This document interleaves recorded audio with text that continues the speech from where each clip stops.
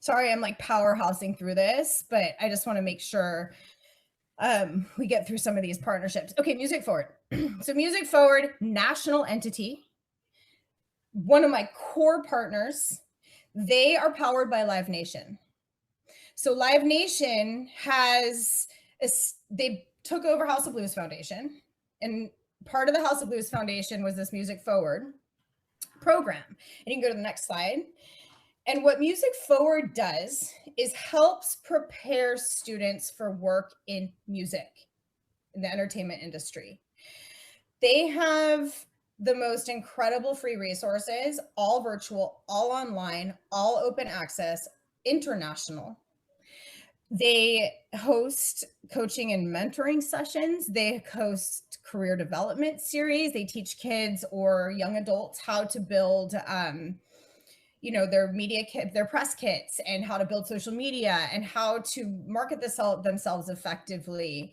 They have digital learning resources. They can coordinate guest speakers, and it's pretty insane what they've done. And their pivot, as Roger hates that word now, but as their pivot for COVID has shown, like there are no boundaries anymore for what they can do. And because this is backed by Live Nation, it's kind of, it's taken a hit. They had to lay off because Live Nation's live events, right? And Live Nation has struggled through COVID, but they kept this alive, which really shows the integrity of that company. They had to reduce staff, they had to make a lot of adjustments, but their work and their focus on building career opportunities for students, especially those from underserved communities, has stayed true through all of this. And so I wanted to share all of these people that I'm sharing are national entities and can work across the country. So I wanted to make sure you were aware that these things existed. And you can go to the next slide. So Dolby is another one. We see Dolby everywhere. We see their logo everywhere. And it wasn't until I started in this role that I understood their commitment to public education. So you can go to the next slide. So Dolby does more focused work. They partner with school districts specifically to provide training for teachers. They're one of my statewide partners, so they're deeply involved in our professional learning offerings that we offer as a state. They help build career opportunities for students in their partner districts. And they've also created technology that is now free and accessible to everyone to record on your smartphone. There's a new app. It's not that new, it's since COVID, but it's called Dolby On. And you can just record the most pristine, high quality sound with just a tap of the button now on your phone. So what they've done is they've tried to adjust and pivot and make access to stuff that was like only really accessible if you have high processing systems or really expensive sound equipment. It's all now at the tip of our fingers and completely free. So Dolby is one of it's not Dolby, it's Simone Price, right? So I just keep going back to it's those like champions that work for these companies that bring their companies along and really make change when it comes to public education. And you can go to the next slide. Soundtrap. Okay, this is another interesting one, and Spotify sponsors it's Spotify's software. Soundtrap has also done an incredible job of creating a cheap, accessible software for music production, digital music production, and podcasting. And you can go to the next slide. They have saved music programs in California. I don't know if this is the case in other states, but we just did our Exemplary Arts Education Awards, and I did 20 virtual site visits. Every single one of our schools said Soundtrap saved their music program. So what they've done is they created a software like Choral Music. You can record your whole choir and play it as a choir digitally. It's incredible, and it's super cheap. Spotify, between this and the work that they did to sponsor Girls Make Beats, I am forever a fan. They will get my $10 a month for life because they are so committed to public education that it's really incredible. And they listen, right? And again, this is a national opportunity. So just in California alone, we have over 150,000 students using Soundtrap. And I am assuming that this is something that other states have also implemented. But it's Allison, if I'm correct, they're also using this for storytelling, readers theater, podcast, getting kids to write and share what it is, speech development. I mean, the list goes on and on and on and on, but it is massive of it's teachers go, I can do this. That's, I think, the thing I'm impressed with. They're not like, it'll take me 5 years to learn it. Totally. And it's multilingual and it translates. So if you're like an ELD teacher or somebody working with students that are non-native English speakers, it allows you to like record oral content and then it transcribes it and it does it across languages. It's fascinating. Yeah. So I'm super excited about Soundtrap. Now, the thing about Soundtrap, Dolby, and Adobe, I didn't put the slide for Adobe, but they're a huge partner of ours in the state. They're all sponsors for the state initiatives. So what they do is they contribute, I think each of them gives us about $10,000 a year. That goes in the CDE Foundation, the Department of Ed Foundation. Those go with my California Film Commission tax credit dollars to help support curriculum development and other efforts that the state dollars don't support, right? So it's kind of like this infrastructure that we've created to make sure opportunities are amplified, even if our Department of Ed doesn't have the funding. There's some sponsorship money that helps support. It's not much, but it's something. So you can go to the next slide. Pensado's Place. Here's another one. And you can go to the next slide. So Pensado's Place is an online show for audio production and engineering.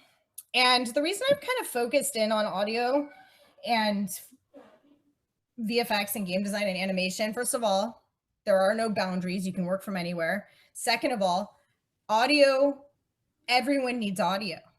Everyone across all arts, production, commercials, advertising, movies, live events, everyone needs audio. There's work in the space, right?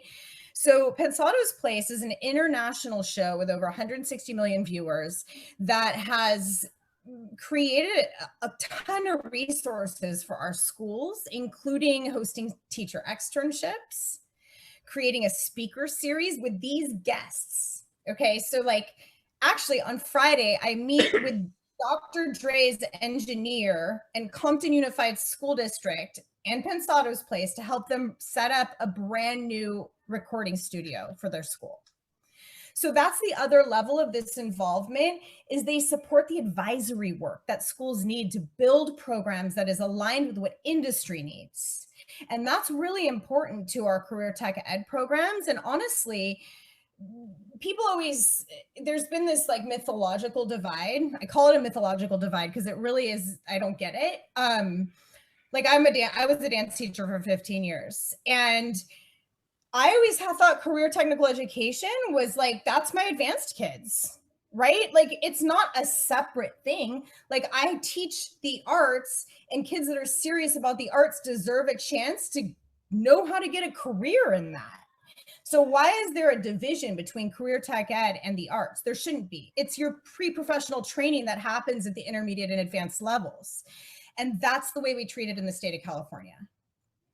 So kids in arts programs, when they want to pursue that, they enter a CTE program that's arts focused. It's not a fight. It's not a different thing. It's like, it's together. And so that I think helps with a lot of the acknowledgement of the importance of industry participation in our public schools.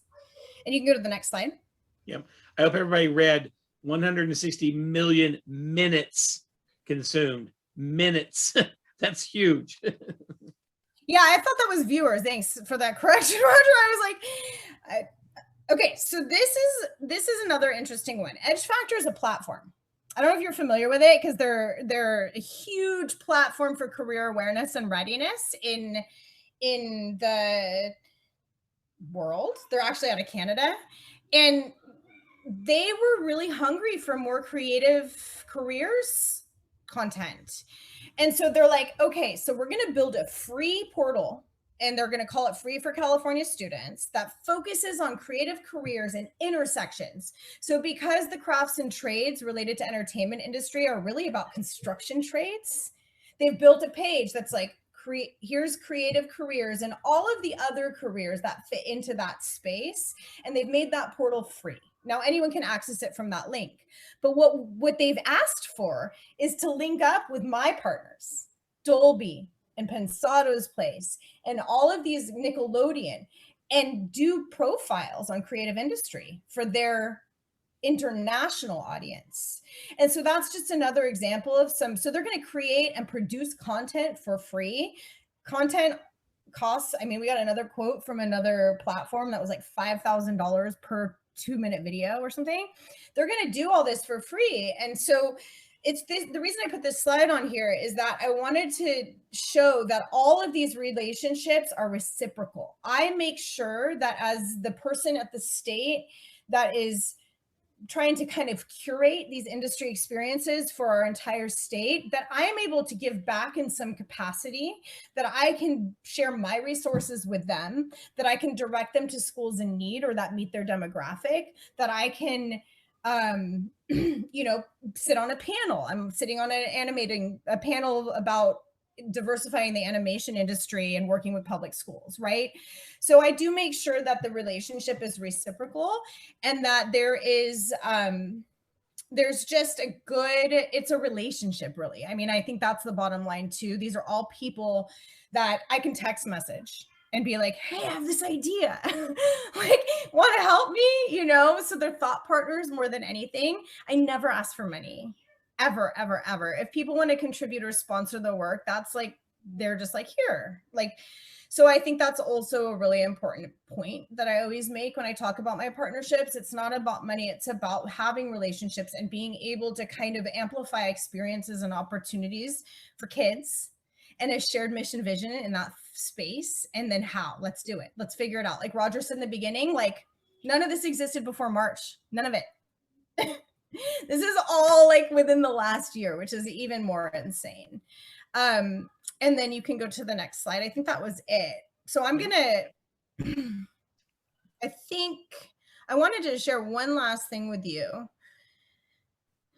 Oh, Roger, are you okay with me stopping for a second and showing them the? I'll push stop share and you can do what you need to do. All right, cool. I am just, oh, I need to reopen it. I must have closed the tab. Give me 1 second here. I'm just going to show one last thing to this group because there's a place where you can all join us. All right. Oh, now I have to find Zoom again. I hate when I do that. Obviously, I have way too many things open on my computer right now. All right, here we go. Okay, so one of the other things that our foundation dollars have covered, because if any of you have seen State Department of Ed websites, they're not pretty and they don't reflect the arts at all. So our foundation has helped support the launch of a beautiful website that showcases and provides information for all of our schools on this work. I wanted you to see this because, and there's the foundation there on the bottom, because we have just as of 2 days ago opened registration for our professional learning event. This is because of it's virtual, there's no real borders here, so anybody can register. The idea, the whole concept of the event is strong pathways, strong pipelines this year. And we are hosting extended learning opportunities with entities that you just saw and more, including LACMA. And so like there's 20 seats in this one. Teachers will engage for a full day with the LA County Museum of Art in an externship. learn about all of the career opportunities. And this one is their management, their collections management and art preparation and installation departments. They'll discuss handling of collections, care in a museum environment. And then the next day, they will receive some type of challenge or industry specific task. And then the next day they work in their team of 20 to develop a unit plan or a lesson plan for their students around their externship experience. So this, we're doing one with Center Theater Group. This one's focused on how do we re-enter communal spaces as theater practitioners and audience members and educators. And same thing. So they'll interact with the industry through the Center Theater Group, which is a large theater in Los Angeles. They host a lot of off-Broadway shows. And then they go back into their teacher teams and they're going to be able to develop some kind of project or lesson based on the experience they had for that. I think it's 6 hours. I said 8. And then we have other ones like Nickelodeon's hosting one, Pensado's Place. He's going to be pulling together speakers like Anderson .Paak's engineer, like some big hip hop engineers. And I don't know if we've gotten a super descriptive thing here. So we have one for Across the Pathways. This one's really exciting as a dance person. So Bandaloop is an international performing aerial company. And they're going to create an externship that helps teachers understand the pre-production, presentation, and post-production and reflection of site-specific work. Because a lot of dance programs have moved to site-specific because of outdoor needs, right? So this is a whole focus on site-specific work development, and then the teachers will be able to take that information and learning and bring it to their students. So I wanted to share this with you because anyone can register, first of all. So any of you interested in attending this are able to. Allison, are you okay if we release that and share that information through our Missouri Alliance for Arts Education, which will be most of our arts ed teachers in the state?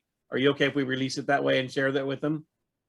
Let me check with the conference developers because since these are limited space, I just don't know where she wants to go with that. So okay. So yes, some of them are big. Like I think the USITT one, which can host. Yeah, this one's unlimited, and this is I'm sure you're familiar with USITT because they are a national entity, and so this one's going to be about what is this one?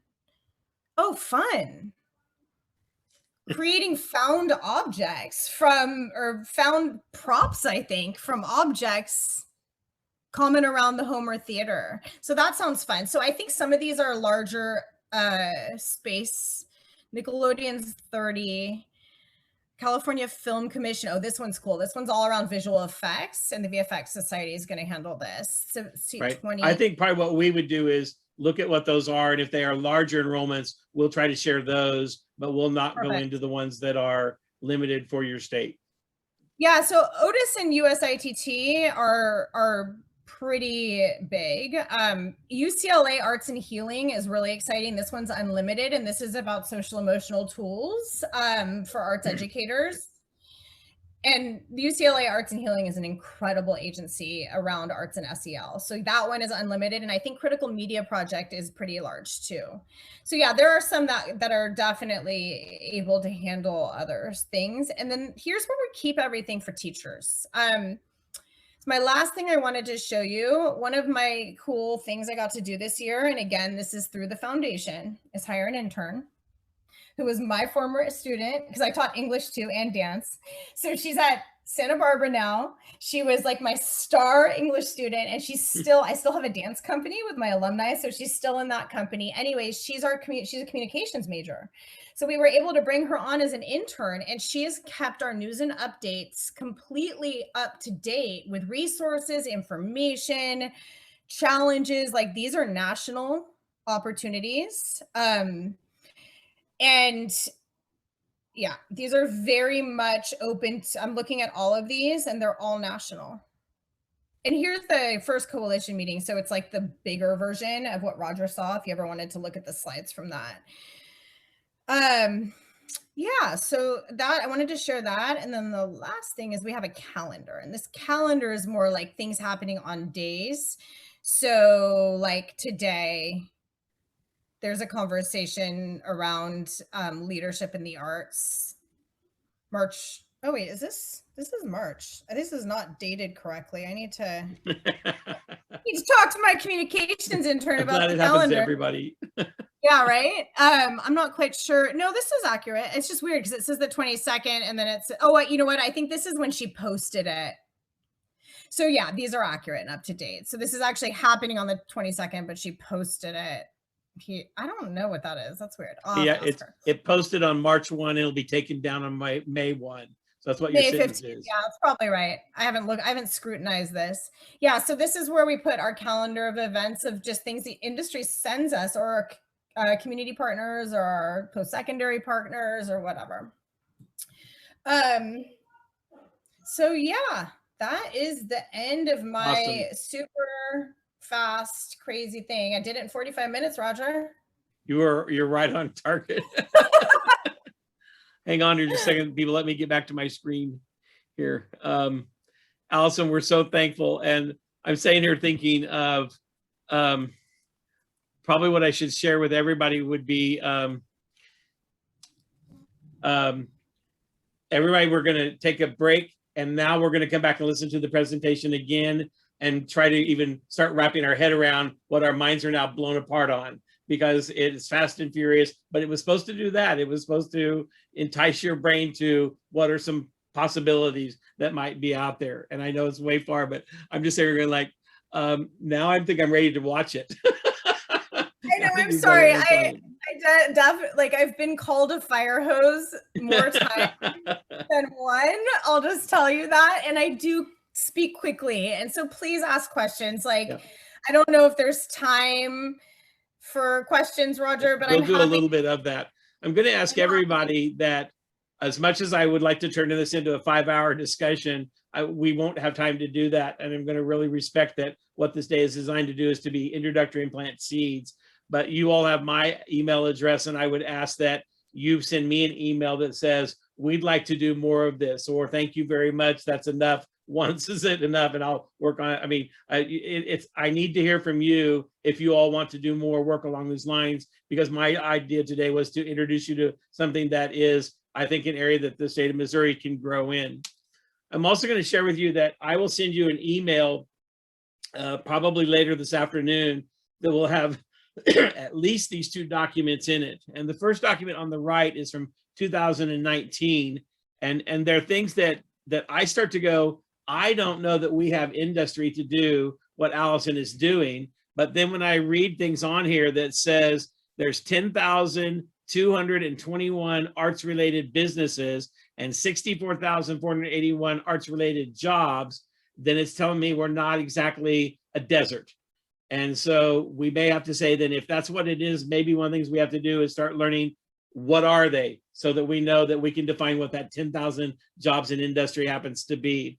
And the other one is a little bit older of a document, but it was done by Roy Blunt's office, and it goes down and really starts telling you how many businesses and how many jobs in each one of these categories. And I'm going to send each one of these documents out to you so that you have them. And as I find other resources, I will share them. The Missouri Arts Council has been really good to help me with some materials that they have. We don't necessarily share in education that I think we need to do more of. We do offer a few courses in our CTE that are arts related, but it's real minimal. And so one of the things I'm going to take away is I've got to sit down with my colleagues on that side of it. We're on the same floor, but I got to go to the other side of the floor to say, let's start having lunch, because I got some questions I want to ask you. And also it would be, and just lost the thought I was going to have. Oh, it left my head.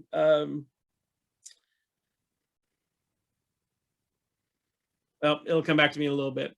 The 2 things I want to leave this with is to make sure that you send me an email about what steps you think we need to do next, if any, and I will send you these. Oh, here's the other one was, I also learned that as I went through today, I'm going to do quite a bit of work, and probably with Allison, that I need to provide you with a sheet of paper with some of these names of organizations and a URL or a contact or a link, especially if they're nationwide, I need to help you have that at your fingertips. And it may take me a few days to get it done, but I'm going to pledge to you to try to get that list of contacts out, so that if it is national, then we know we have it sitting on our desk and not just something we say, oh, California is doing that.